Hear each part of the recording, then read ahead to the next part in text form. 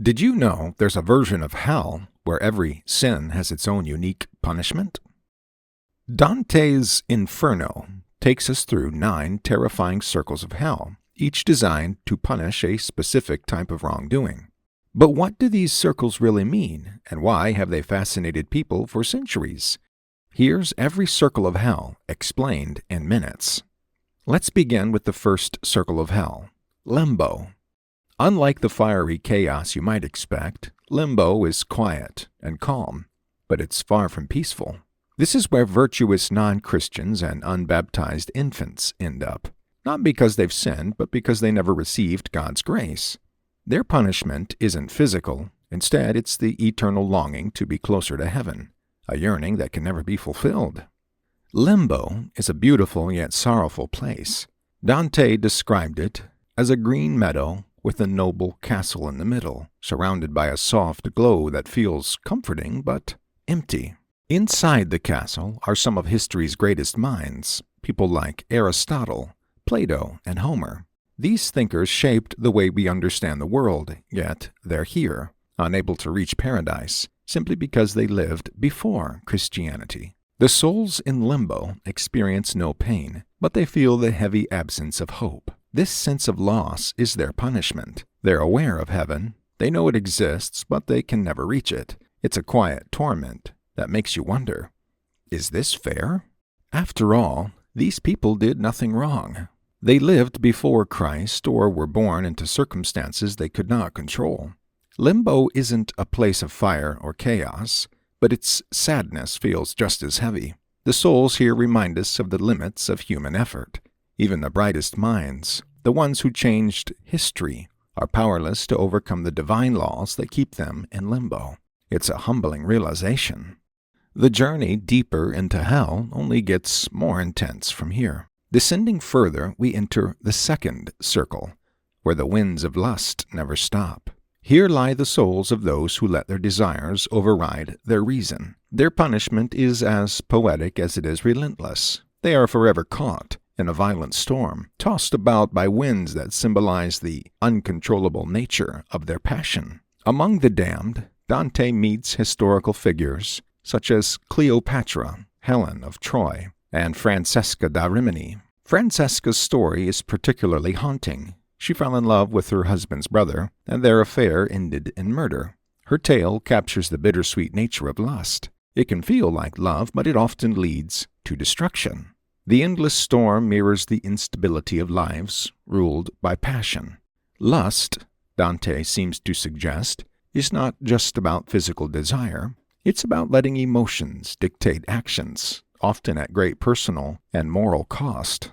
In the third circle, we meet the gluttonous, people who couldn't control their cravings for food, drink, or other pleasures. Their punishment? They're stuck lying face down in freezing, filthy slush while cold rain and hail pour down endlessly. The warmth and comfort they chased in life are gone, replaced by cold and misery.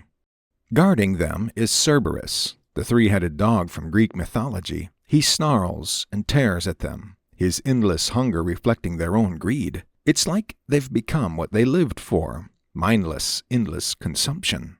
The filth they're trapped in isn't random. It shows how their overindulgence dragged them down, stripping away their humanity and leaving them stuck in the mess they created.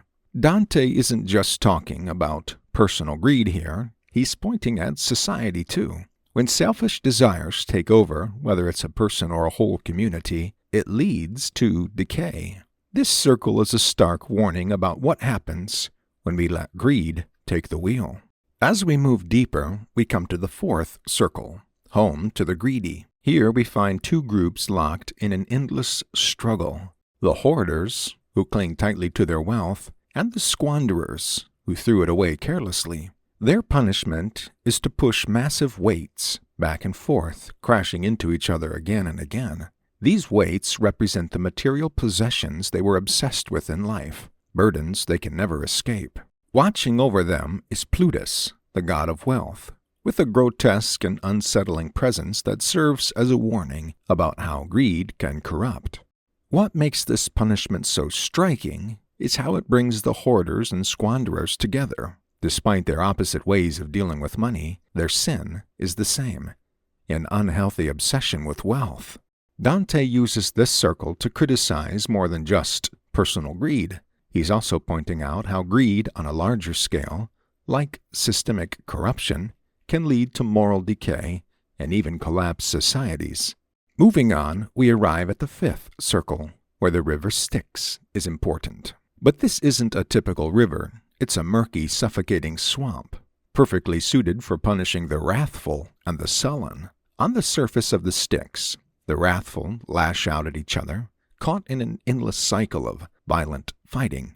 Beneath the surface, the sullen are submerged, silently trapped in their bitterness, stewing in their own despair. This circle shows the two sides of anger: the explosive kind that lashes out at others, and the quiet, internal kind that eats away at the soul.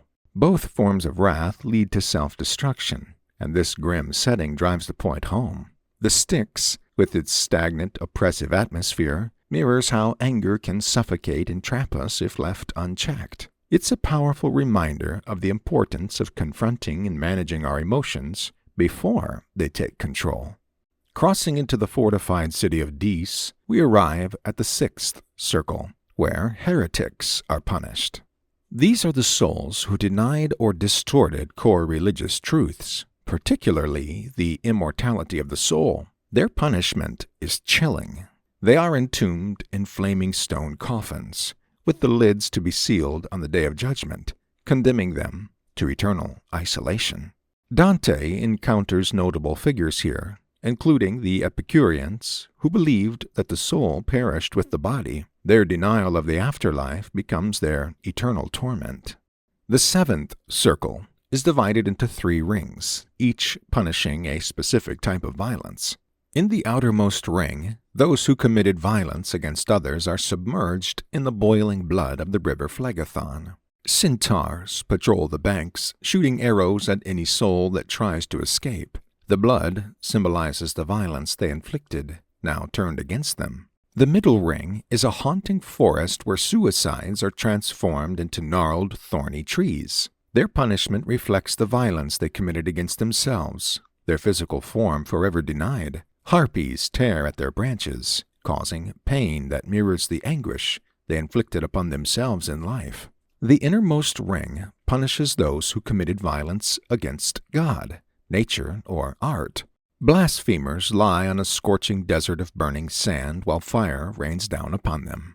The eighth circle, Malbolge, is a vast, nightmarish expanse divided into 10 ditches, each punishing a different form of fraud. From seducers to hypocrites, each sinner faces a punishment tailored to their specific deceit.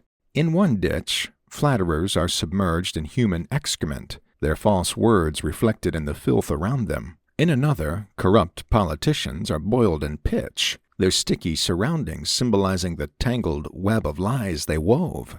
Thieves, constantly pursued and bitten by serpents, are transformed into reptiles themselves, their identities stolen just as they stole from others. Finally, we reach the ninth circle, the frozen lake of Cocytus. This is the domain of traitors, those who betrayed their family, country, guests, or benefactors. The lake is divided into 4 regions, each named after a notorious betrayer. Cana, for betrayal of family, Antenora for betrayal of country, Ptolemea for betrayal of guests, and Judeca for betrayal of benefactors. The souls here are encased in ice, their positions reflecting the severity of their betrayal. At the center lies Satan himself, a massive, monstrous figure trapped waist-deep in ice. In his 3 mouths he chews on the greatest traitors of all time, Judas Iscariot, Brutus, and Cassius. The ice symbolizes the cold, calculating nature of treachery, a sin that cuts to the core of human relationships. And that's every circle of hell, explained in minutes. From the quiet sorrow of Limbo to the fiery depths of treachery, each circle offers a haunting glimpse into the complexities of sin and justice. Which circle left the strongest impression on you? Let us know in the comments below, and don't forget to check out the next video to learn more.